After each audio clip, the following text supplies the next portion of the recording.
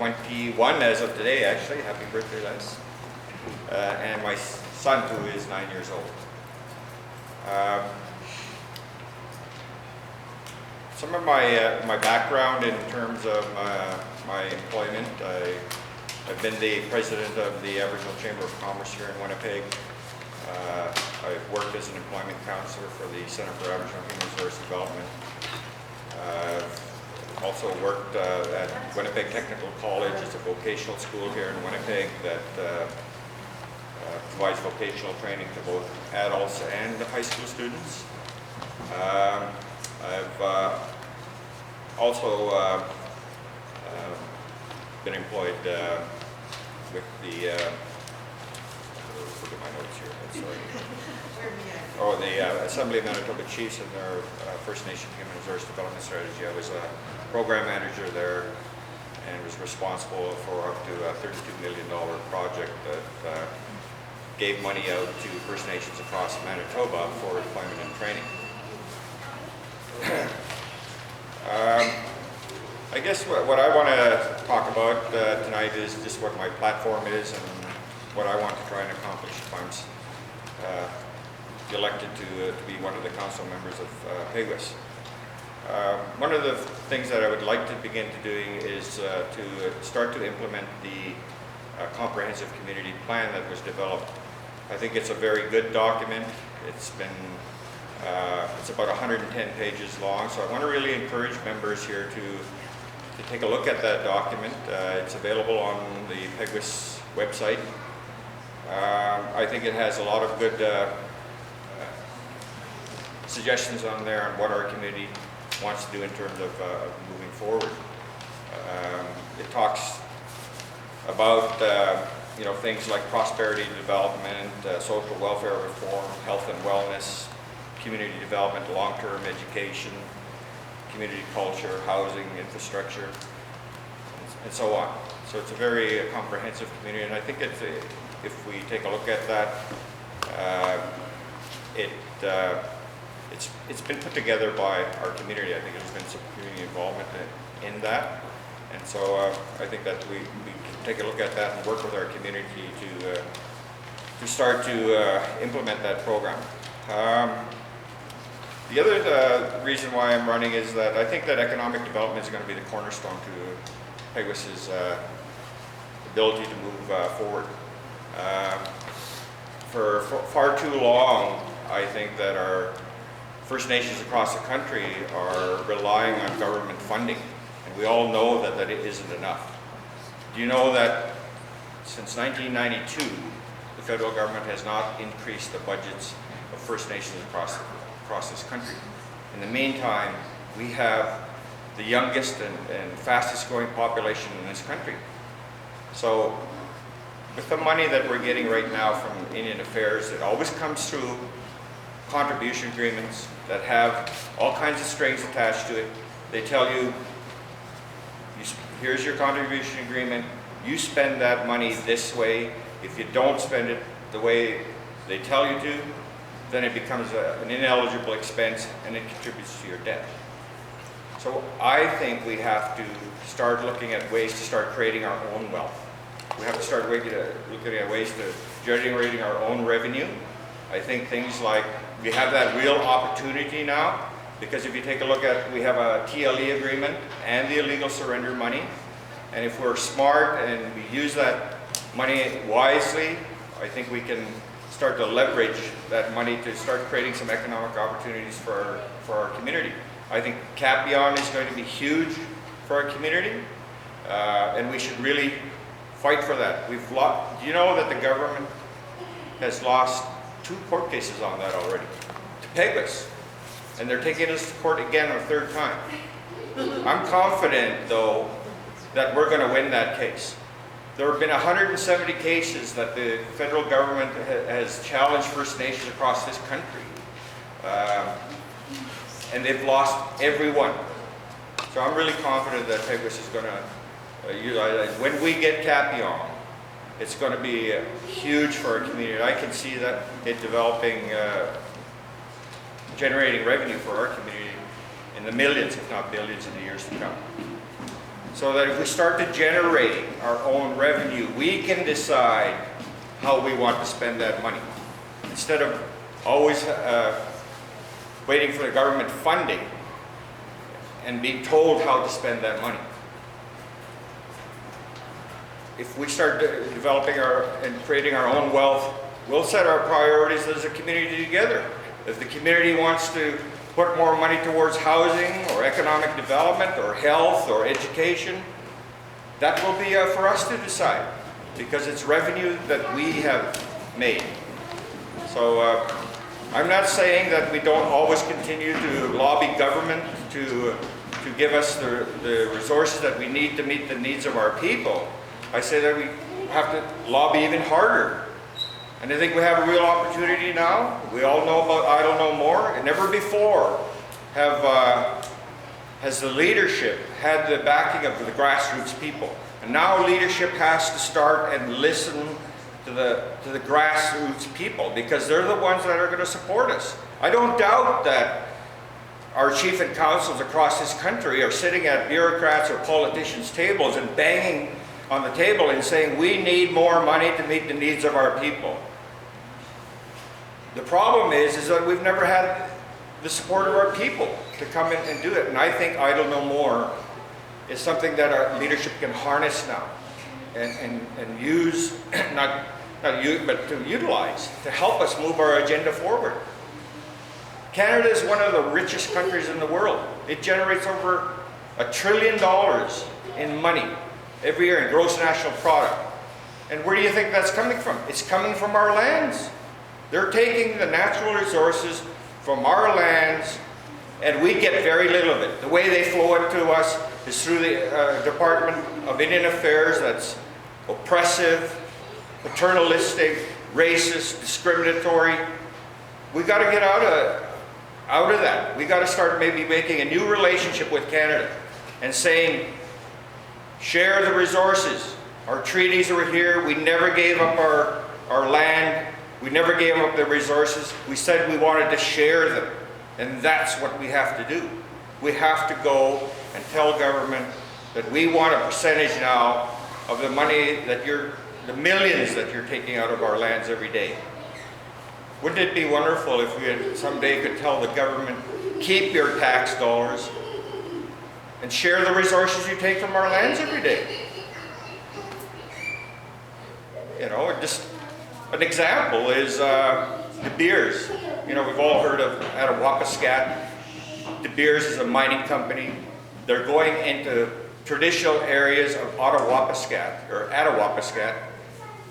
and they've signed a $660 billion lease agreement with the federal government without even going to the First Nation.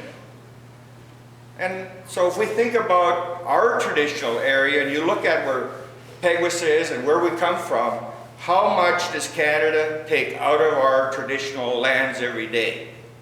Why aren't we getting a share of that? Because if we were able to get a share of that, we could then determine how we want to spend that money. Why is the landlord have to report to the renter? We're the landlords of this country.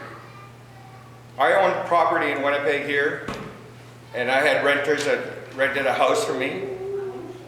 When they gave me the money for rent, they didn't say, Don, here, this is the way you should go spend it. The only people we're accountable is to ourselves.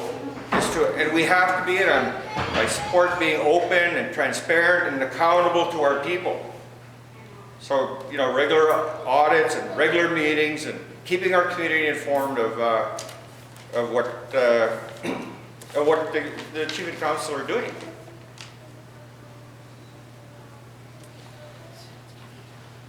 I think that we have to start working towards developing our own First Nation Land Management Act. We have the TLE agreement. So we're going to be buying a lot of land. We're supposed to get up to $166,000 of additional lands. How are we going to manage that land? Peguis doesn't have its own Land Management Act right now. How are we going to start building roads and the infrastructure on those lands? So I think that we have to start working towards developing our own Land Management Act. Training and employment initiatives that will, are to help our people to get the skilled jobs, meaningful jobs in our communities and offer our communities. What an example, Don, that for the current administration or whoever runs training and employment. 2.5 years ago, I was finishing off in 2010, graduated from Early College Education. I was taking a self-employment for advertising business program because I planned on launching my business at the time right after the war. I financed myself for the first 5 months of that program. I only needed 4 more months to finish the program. So my fixed needs was $947. Peguis training and employment, I applied for it. So all they needed to do is invest in me for 4 months so I can finish that program and then launch my business. They refused me. And the reason they refused me, this was the stupidest thing in the world, you already have employability skills. Well, I hope so if I'm going to run my own business. Yeah. But they didn't bother to invest in me. $4 grand, 2.5 years ago, and I had to go back to work for I did anyway. And I got lots of experience, and now I launched my own business in October, and I am really successful right now. And if they'd invested in me 2.5 years ago, I think I'd probably be moving up. Yeah. Well, education is lifelong learning, and our people should be encouraged and supported to do those things. Part of the problem with that is that our budgets for First Nations haven't increased since 1992.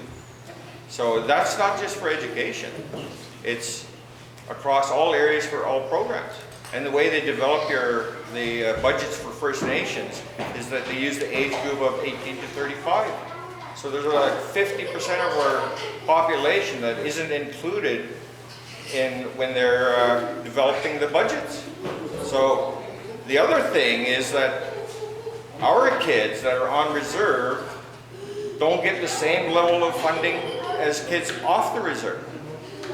Our kids get $7,500 per child. They're funded at $7,500 per child.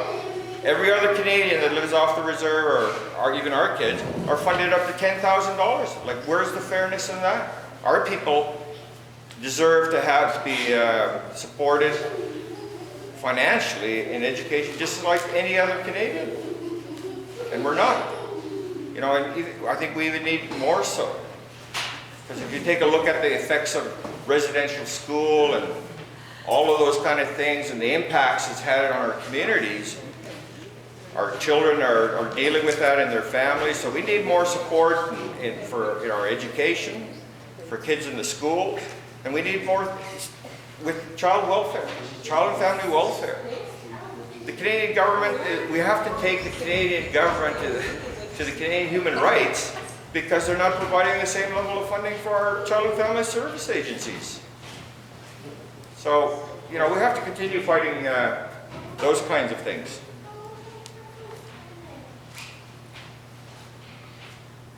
Housing is of course, a big issue in our community, and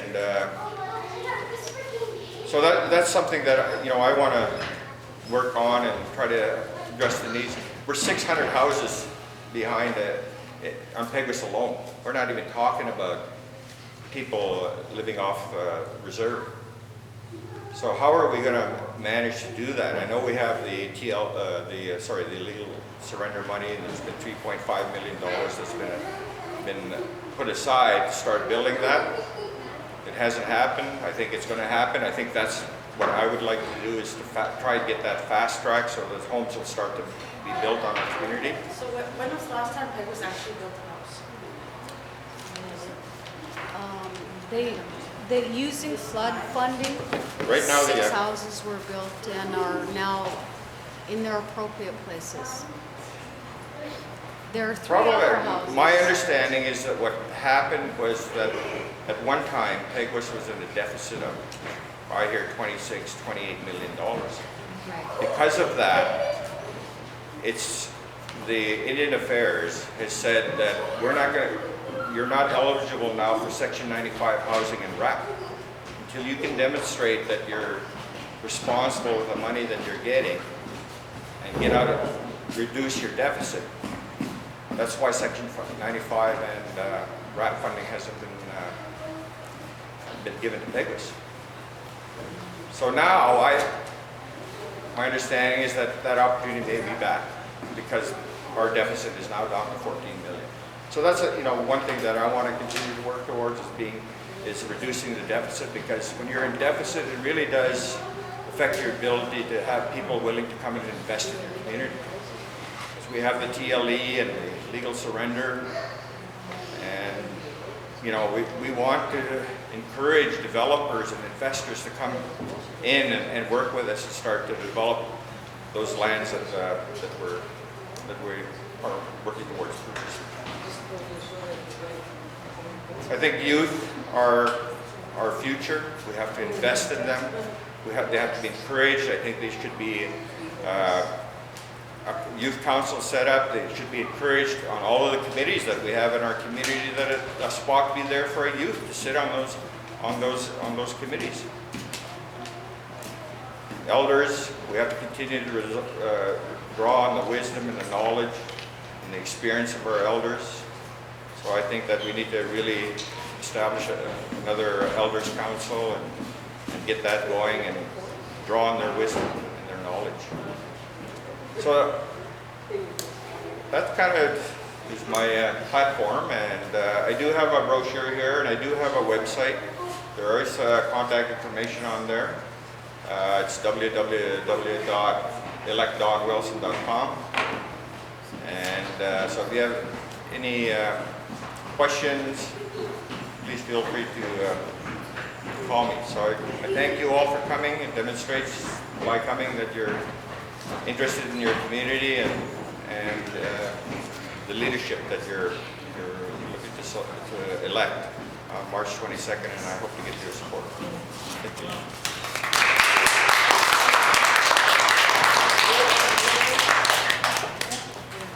Like I said before, I've never done this before, but I would like to open up the floor. If anybody has any questions, or if you have any contributions or suggestions that you'd like to make.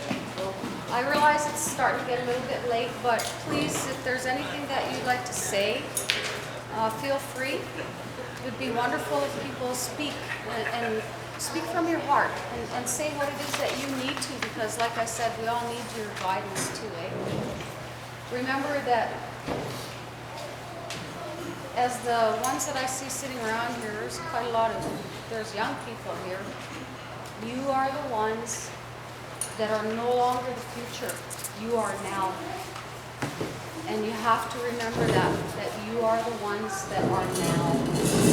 And I'll support anything that is that you need for your lives to make that future happen for your children and your grandchildren and your great-grandchildren.